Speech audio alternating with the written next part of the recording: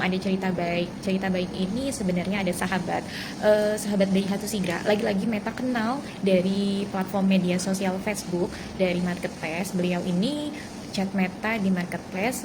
Singkat cerita, beliau namanya Bapak Meta sih nyebutinnya Pak Panji ya, sebenarnya bukan Pak Panji, adalah namanya, cuman Meta sudah save nomor dari awal Pak Panji.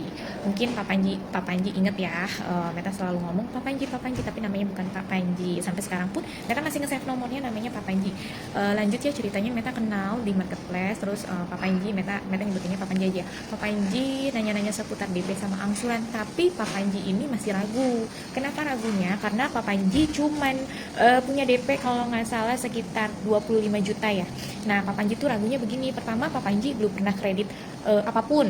Motor sih udah, tapi kalau mobil belum. Cuman kalau motor dia selalu beli cash, tidak kredit. Terus Pak Panji juga bekerja di salah satu perusahaan di Cikarang, tepatnya di kawasan MM 2100. Nah, Pak Panji tersebut kerja sebagai karyawan PT ya, bagian produksi. Pak Panji juga, tapi masih malu-malu orang Meta nanya datanya ya, data-data kerjaannya, data-data kepemilikan rumahnya gitu ya. Singkat ceritanya, pas lagi nanya-nanya tentang datanya Pak Panji langsung bilang gini aja, Neng langsung ini aja ke rumah Bapak gitu, ketemu sama Bapak sama Ibu.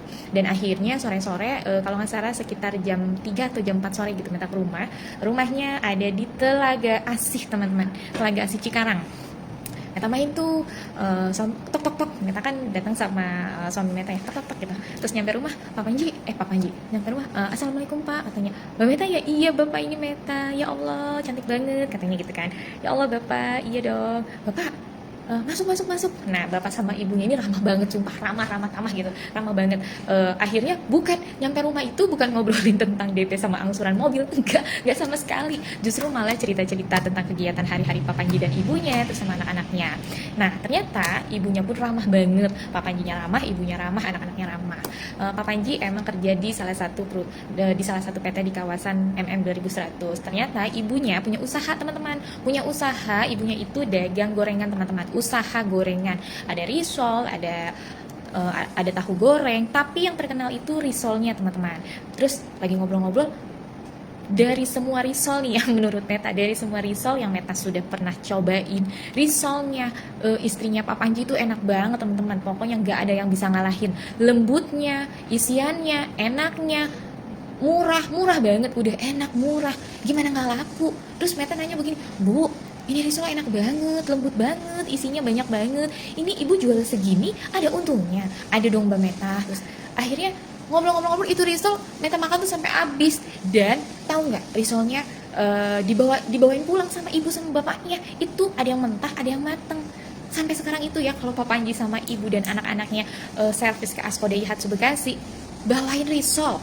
Bener-bener deh, Meta lagi di luar kantor pun Pak Panji sama ibu itu nitipin makanannya ke security, teman-teman. Gimana pelayanan Meta, gimana nggak nyentuh ke hati gitu. Sampai sebegitunya loh Pak Panji dan istrinya itu bawain risol jauh-jauh dari Cikarang ke Bekasi buat servis di Askodai Hatsu Bekasi, sama cuman ngasih risol aja. Terus singkat ceritanya, ada usahanya juga, sama usaha madu murni. Jadi Pak Panji itu kerja di salah satu PT, usahanya dagang gorengan risol, terus ada donat, ada tahu, pokoknya